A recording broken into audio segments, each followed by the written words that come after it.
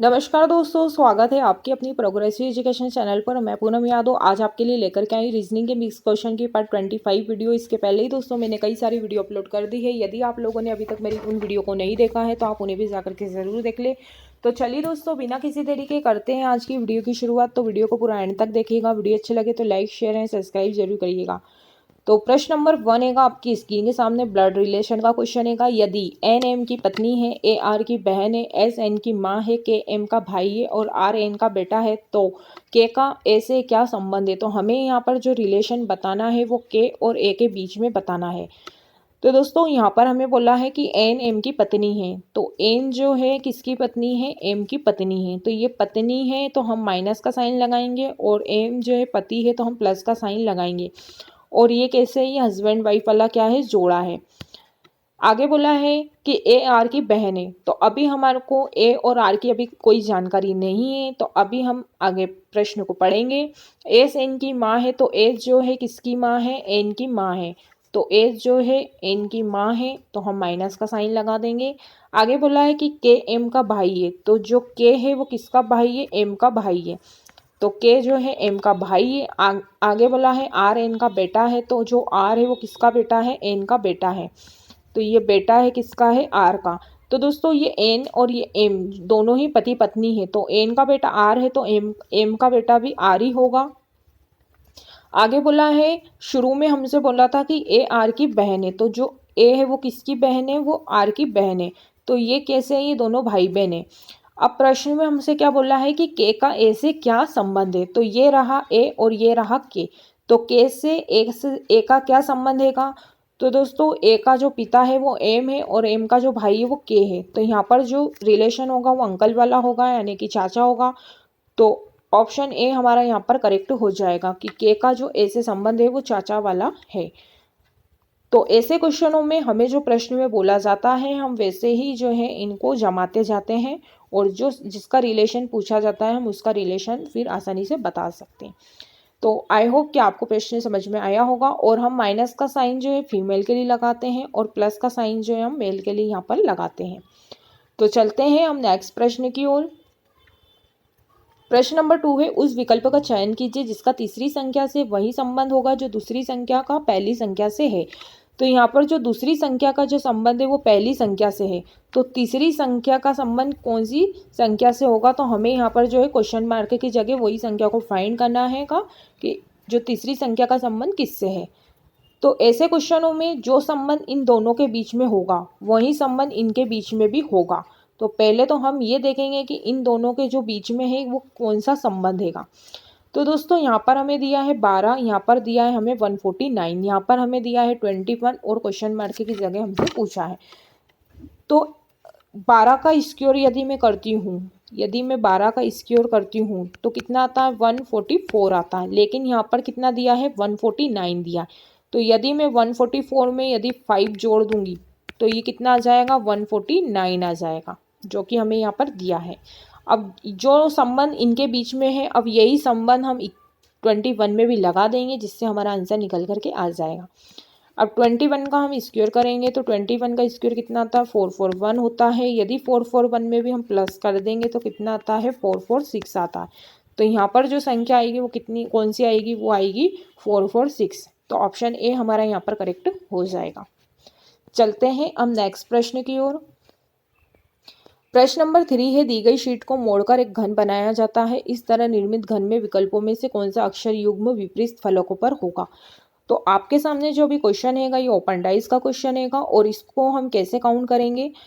तो दोस्तों इसको काउंट करने का जो तरीका होता है, एक एक बॉक्स को हम छोड़ करके इनका अपोजिट जो है निकालेंगे। तो हमें यहाँ पर जो है अक्षर युग्म मतलब विपरीत फलकों का यहाँ 4 ऑप्शन हमें दिए हैं, इसमें से कौन सा जो है विपरीत होगा यही हमें यहाँ पर क्या है फाइंड करना है। तो यहाँ पर y का अपोजिट क्या हो जाएगा, तो हम एक बॉक्स को छोड़ के काउंट करेंगे तो y का अपोजिट m हो जाएगा। तो यहाँ पर जो है y का अपोजिट m होगा। ऐसे ही हम एक बॉक्स को छोड़ देंगे तो a का अपोजिट क्या हो जाएगा, तो a का अपोजिट जो है यहाँ पर k हो जाएगा। s का अपोजिट जो है u हो जाएगा। अब दोस्तों हमें सभी के अपोजिट यहाँ पर मिल गए हैं। y का अपोजिट m है, a का अपोजिट k है, s का अपोजिट u है। यदि हमसे m का पूछते तो m का y है, k का a है और u का s है। अब हमें ऑप्शन में देखना है कि क्या ये जो हमने निकाले हैं इनके अपोजिट ये कहीं सेट हो रहे हैं। तो यू का अपोजिट ए है, तो यू का अपोजिट ए नहीं है, यू का अपोजिट ए से, तो ये वाला ऑप्शन हमारा गलत हो जाएगा। के का अपोजिट ए है और ए का अपोजिट के है, तो ये वाला ऑप्शन हमारा राइट हो जाएगा क्योंकि ए का अपोजिट के है और के का अपोजिट ए है। वाई और एस है, तो वाई का अपोजिट एस है और एस का अपोजिट वाई, ये वाला ऑप्शन भी हमारा गलत हो जाएगा। वाई और के है, तो ये वाला ऑप्शन भी हमारा गलत हो जाएगा। तो यहाँ पर जो है विपरीत फलकों पर होगा वो ऑप्शन बी वाला हमारा आंसर करेक्ट हो जाएगा। चलते हैं हम नेक्स्ट प्रश्न की ओर। प्रश्न नंबर 4 है, उस वेन आरेख का चयन कीजिए जो निम्नांकित वर्गों के मध्य संबंध सर्वश्रेष्ठ निरूपित करता है। तो हमें यहाँ पर जो 4 ऑप्शन दिए हैं, 4 ऑप्शन में से हमें सही जो डायग्राम है वो यहाँ पर जो है निरूपित करता है, वही हमें यहाँ पर जो है ढूंढना है। तो हमें यहाँ पर दिया है सर्जन, डॉक्टर और प्लम्बर। तो ये हमें यहाँ पर जो है यहाँ पर जो ये संबंध बताना है इनके बीच में। तो कौन सा डायग्राम यहाँ पर फॉलो करेगा। तो पहले वाले यदि हम ऑप्शन को देखते हैं, तो यदि मैं बीच वाले को डॉक्टर मान लूँ, ये वाले को मैं सर्जन मान लूँ और ये वाले को मैं प्लम्बर मान लूँ, तो कुछ डॉक्टर सर्जन होते हैं, कुछ डॉक्टर प्लम्बर होते हैं, तो ये वाला ऑप्शन हमारा जो है गलत हो जाएगा। दूसरा वाला हम डायग्राम को देखेंगे तो डॉक्टर, प्लम्बर और सर्जन तीनों ही अलग अलग है, तो ये वाला डायग्राम भी हमारा जो है फॉलो नहीं करेगा। तीसरे वाले हम ऑप्शन को देखेंगे तो यदि मैं बाहर वाले को डॉक्टर मान लूँ और अंदर वाले को मैं सर्जन मान लूँ, तो डॉक्टर के अंदर ही सर्जन आते हैं और प्लम्बर जो है अलग होता है। तो यहाँ पर जो है ये सी वाला जो ऑप्शन है, ये वाला डायग्राम ही यहाँ पर क्या है निरूपित करता है, तो ये सी हमारा जो है आंसर करेक्ट हो जाएगा। डी वाले को भी हम ट्राई कर लेते हैं। तो यदि मैं इसको डॉक्टर मान लूँ, इसको सर्जन मान लूँ और इसको प्लम्बर मान लूँ, तो कुछ डॉक्टर ही सर्जन होते हैं क्या, तो ये वाला ऑप्शन भी हमारा गलत हो जाएगा। तो जो यहाँ पर डायग्राम निरूपित करता है, सर्वश्रेष्ठ संबंध को दर्शाता है, वो ऑप्शन सी वाला हमारा यहाँ पर करेक्ट हो जाएगा। चलते हैं हम नेक्स्ट प्रश्न की ओर। प्रश्न नंबर 5 है, निम्न श्रेणी में प्रश्नवाचक चिन्ह के स्थान पर दिए गए विकल्पों में से कौन सी संख्या आएगी। तो हमारे को यहाँ पर जो है दोस्तों नंबर सीरीज का क्वेश्चन दिया हुआ है और क्वेश्चन मार्क की जगह यहाँ पर हमें संख्या को फाइंड करना है कि कौन सी संख्या आएगी। तो ऐसे क्वेश्चनों में जब हमें संख्या ज़्यादा बढ़ती हुई दिखती है तो वहाँ पर जो लॉजिक चल रहा होगा या तो संख्या स्क्वायर या तो क्यूब या तो मल्टीप्लाई में चल रही होगी। और यदि हमें ज़्यादा संख्या बढ़ती हुई नज़र नहीं आती है तो वहाँ पर या तो संख्या माइनस में या तो डिवाइड में चल रही होगी। तो अभी हमारे सामने जो क्वेश्चन है ये हमें ज़्यादा संख्या बढ़ती हुई नहीं दिख रही है, तो हम यहाँ पर जो है डिफरेंस मेथड का यूज़ करके हम आंसर निकाल लेंगे। तो हमारे को यहाँ पर संख्या दी हुई है 45, 72, 101, 133 और 169। तो क्वेश्चन मार्क की जगह हमसे संख्या फाइंड करना है। तो हम ये देखेंगे कि अब इनके बीच में कितने कितने का अंतर है। तो संख्या 45 से 72 हो गई, मतलब यहाँ पर जो अंतर है वो 27 का अंतर है। 72 से 101 हो गई, मतलब यहाँ पर 29 का अंतर है। 101 से 133 हो गई, मतलब यहाँ पर जो 32 का अंतर है। 137 से 169 हो गई, यानी 36 का अंतर है। तो दोस्तों अब जो यहाँ पर अंतर आया है, अभी अंतर हमें समझ में नहीं आ रहा है कि अंतर जो है कितने कितने का चल रहा है। तो यहाँ पर जो है कुछ भी अंतर आया है, जैसे यहाँ 27 है, या 29 है, या 32 है, या 36 है। तो यहाँ पर जो अंतर है किस श्रेणी में चल रहा है, इनका कोई सीक्वेंस हमें समझ में नहीं आता है।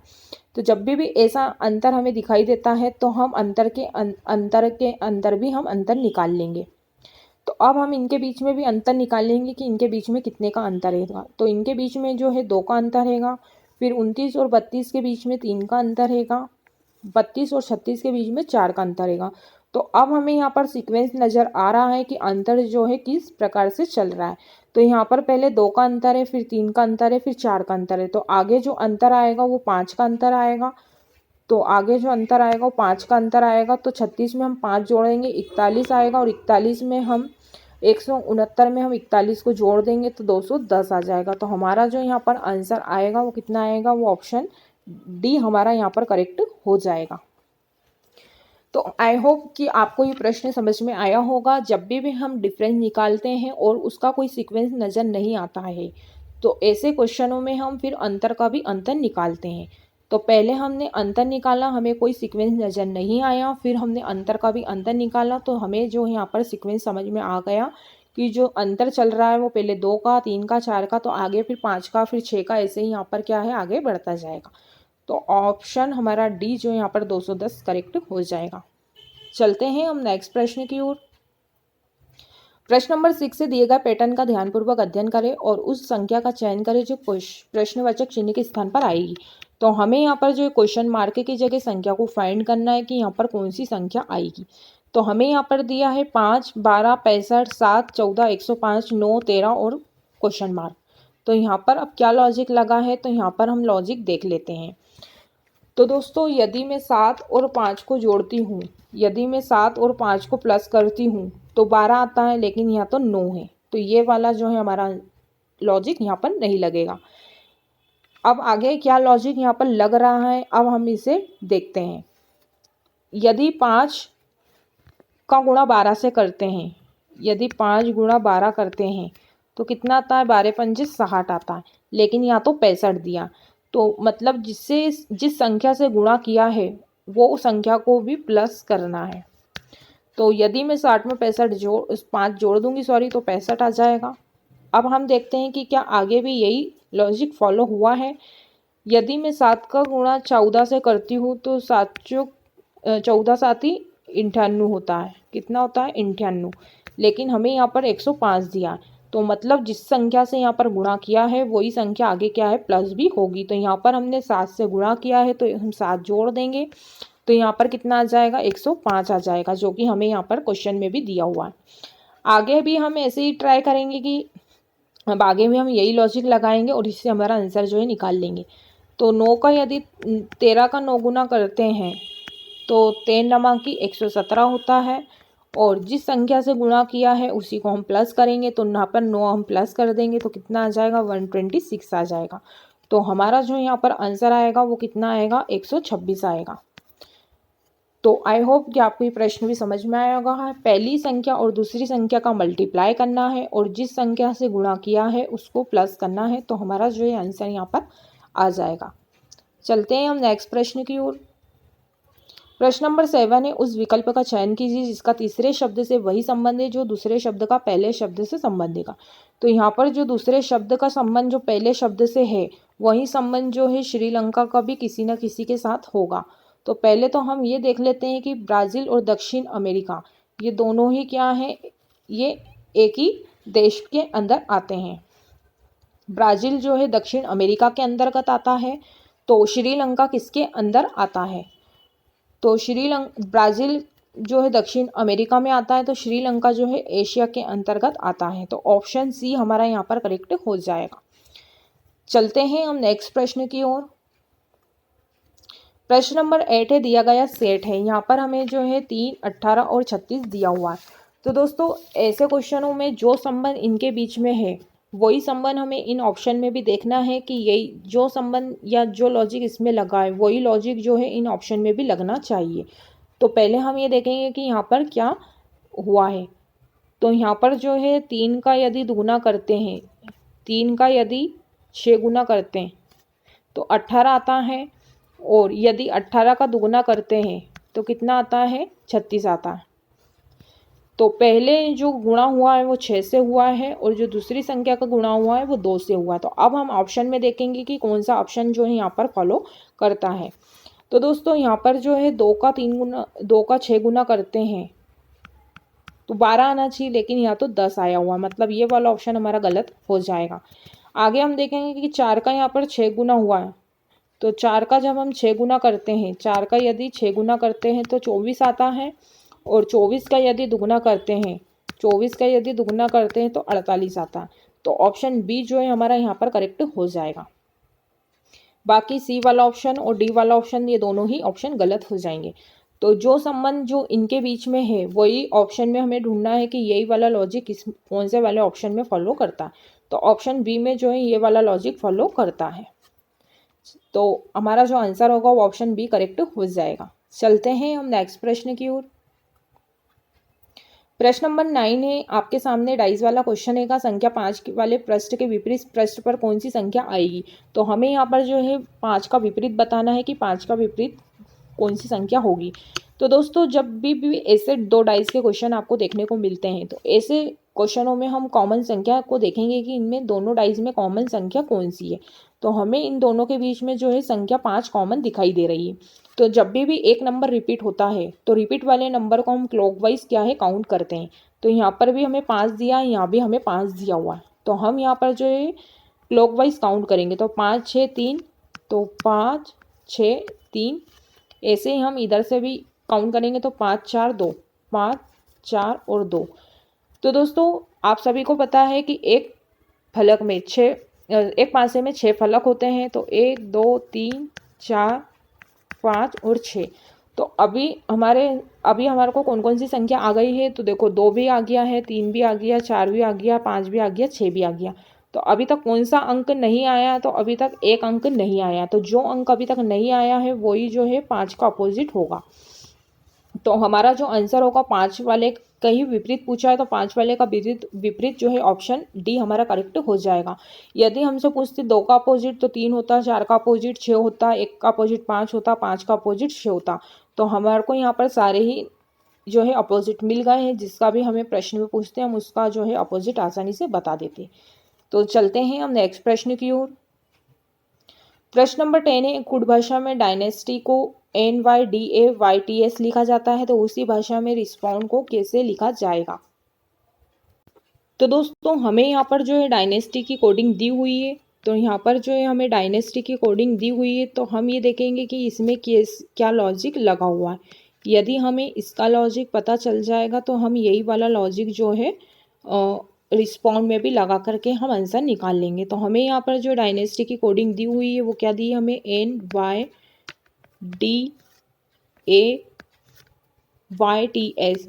NYDAYTS। तो हम यहाँ पर देखेंगे कि यहाँ पर जो कोडिंग हुई है वो क्या लॉजिक लगा है।